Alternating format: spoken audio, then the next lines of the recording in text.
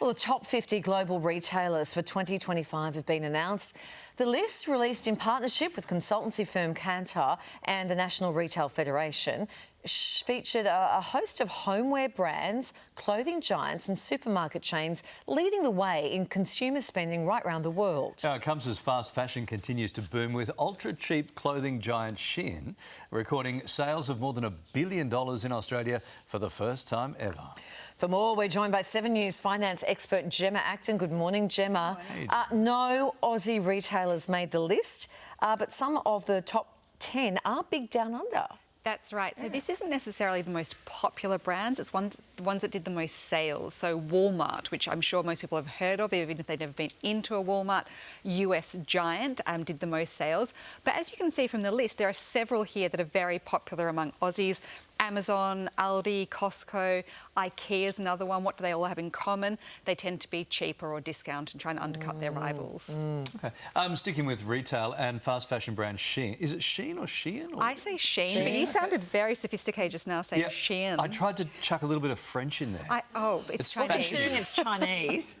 Yes, but do you think they would like it if I said it in a French accent? I think you find they would. I don't think their pricing is really French luxury, but that's okay. They've just broken $1 billion in sales in Australia. What does that tell us about Australian shopping trends? Look, it tells us that we love the idea of Australian-made and Australian quality, but at the end of the day, we really do go for that real discount pricing, which is what they offer, Shein and Temu, as well as convenience. Like, you can pretty much put anything into the search engine and they come up with some version of that. So, and we've seen that play out in Australia. You know, we've seen hits to massive brands like our department stores, David Jones and Myer. It's even been referenced in terms of how their sales have suffered over recent years, but also the closing down of so many iconic and long-standing Australian brands, and certainly the popularity of these cheap online overseas retailers doesn't help.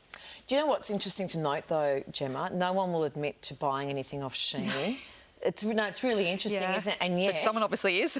And yet, $1 billion worth of sales. So what people say and what people do can be two very different things. And it goes to show that they do vote with their hip pocket, don't Absolutely. they? Absolutely. And $1 billion, when the prices are so low on these sites, is a lot of purchases. It is a lot of purchases. Let's move on to our phones now. Aussie Broadband are making a major push into the mobile market, promising to bring prices down. What does this mean? Yeah, so more competition, always good for consumers. Aussie Broadband is known for its internet plans mostly, but they want to have a go at really taking on Telstra, Optus, TPG. One of the ways they're planning on doing it in terms of offering like really competitive mobile plans is offering less data. They say that we are sort of forced into buying more data than we actually need. So we think it sounds like a good deal, but no one actually uses that much data, or the average person doesn't. So one of the things they're going to look at is offering less data for a lower price. Okay, some of the damage to our superannuation accounts from Trump's sort of shock stock market turmoil, this has been revealed now.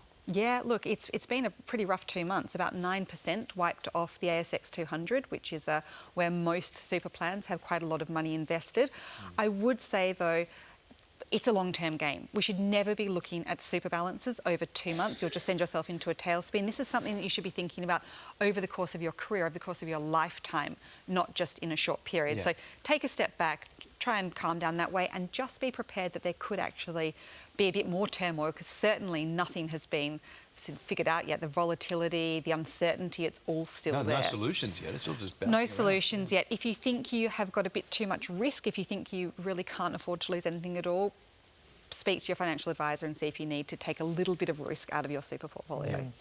Finally, as travellers turn their back on expensive overseas holidays, there's been this sort of surge in a new trend, which is called bakery tourism. Yes. Yes, so cheaper than an international holiday, healthier than a pub crawl at the other extreme. This is chasing around sweet treats, you know, the best croissant, the most fantastic pastry, the loveliest sausage roll, and going really out of your way to find it. So you might be driving for 4 hours to find it. You might be basing your entire weekend stay around a perfect pastry. Look, it's a bit calorific. It's probably a bit unnecessary, but at the end of the day, it's a fairly harmless pursuit, and makes people happy and gives them a lot of great Instagram content. Yeah, well, all driven by social media, right? They see the latest croissant, And off they go. Yeah. And then you tune Supporting into the local morning business. show and we can tell you what to do when they go stale. You just cut it in half and fill it with an egg cheese. mixture. Yeah, yeah. And what was it yesterday? The quiche.